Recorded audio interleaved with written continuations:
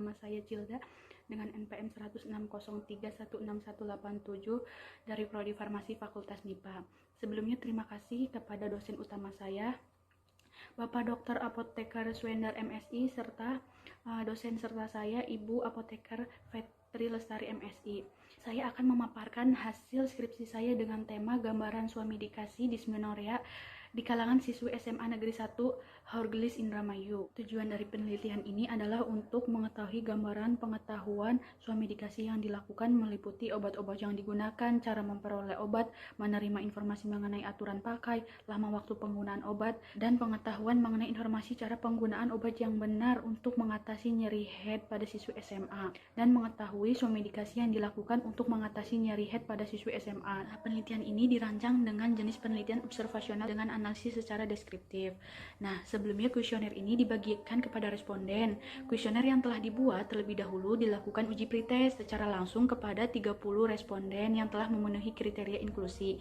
Populasi dari penelitian ini yaitu siswi SMA Negeri 1 Horgelis Indramayu, dan sampel yang digunakan yaitu siswi kelas 10, kelas 11, dan kelas 12 SMA Negeri 1 Horgelis Indramayu.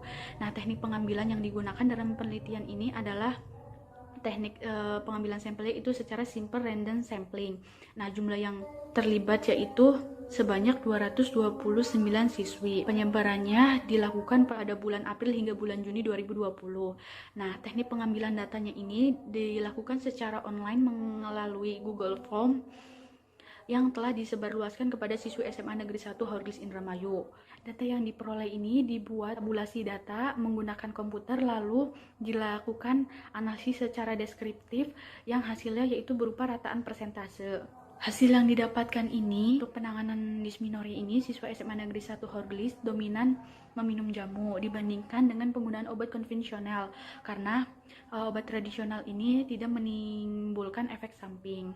Lalu pada persentase penggunaan obatnya ini dominan yaitu dengan meminum jamu kunyit asam. Lalu pada persentase alasan dilakukan swamidikasi ini, hasil yang didapatkan responden lebih banyak memilih alasan karena mudah, cepat, dan praktis. Karena obat yang digunakan untuk mengatasi dysmenorrhea ini mudah didapatkan oleh responden, kemudian cepat penggunaannya serta praktis penggunaannya karena tidak menggunakan alat atau teknik yang khusus dalam penggunaan obatnya. Lalu persentase sumber memperoleh obatnya ini dominannya itu pembelian obat-obatnya yang paling banyak dilakukan oleh responden adalah di apotek. Hal ini karena apotek merupakan tempat yang mudah dijangkau dan dapat memperoleh obat dengan cepat dan mudah jika nyeri head yang dirasakan tiba-tiba muncul. Pada persentase informasi mengenai aturan pakai obat yaitu dominan berdasarkan pengalaman pribadi. Hal tersebut karena responden sudah mengalami nyeri head beberapa kali sehingga obat-obat yang digunakan pun berdasarkan pengalaman pribadi. Lalu persentase lama penggunaan obat yang didapatkan itu dominan 1-2 hari.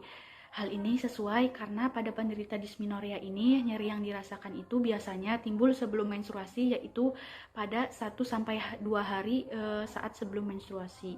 Lalu persentase pengetahuan mengenai informasi cara penggunaan obat yang benar yaitu hasilnya yang didapatkan tidak sesuai karena dalam swamidikasi cara penggunaan obat yang benar seharusnya responden mengetahui dari brosur obat yaitu dengan cara membaca aturan pakai obat. Simpulannya yaitu responden dalam mengatasi dysmenorrhea ini yang dialami penanganan obat yang digunakannya yaitu dominan minum jamu sebanyak 54,1%, minum obat sebanyak 40,2%. Nah, obat yang digunakannya untuk mengatasi dysmenorrhea ini yaitu dominan jamu kunyit asam sebanyak 58,5%. Paracetamol 22,3%, asam mefenamat sebanyak 8,3%, dan ibuprofen sebanyak 6,1%. Nah, obat-obat yang digunakan dominan itu diperoleh dari apotek sebanyak 32,3%. Responden mengetahui informasi mengenai aturan pakai obat yang digunakan yaitu dominan berdasarkan pengalaman pribadi sebanyak 47,2%, serta mengetahui responden mengenai informasi cara penggunaan obat yang benar yaitu dominan dari keluarga sebanyak 41,5%. Responden melakukan swamidikasi ini dengan alasan dominan karena mudah, cepat, dan praktis yaitu sebanyak 47,6%, dan lama waktu penggunaan obat yang dikonsumsinya itu oleh responden dominan 1-2 hari sebanyak 81,7%. Demikian pemaparan dari saya, kurang lebihnya mohon maaf. Wabillahi taufiq wal hidayah. Wassalamualaikum warahmatullahi wabarakatuh.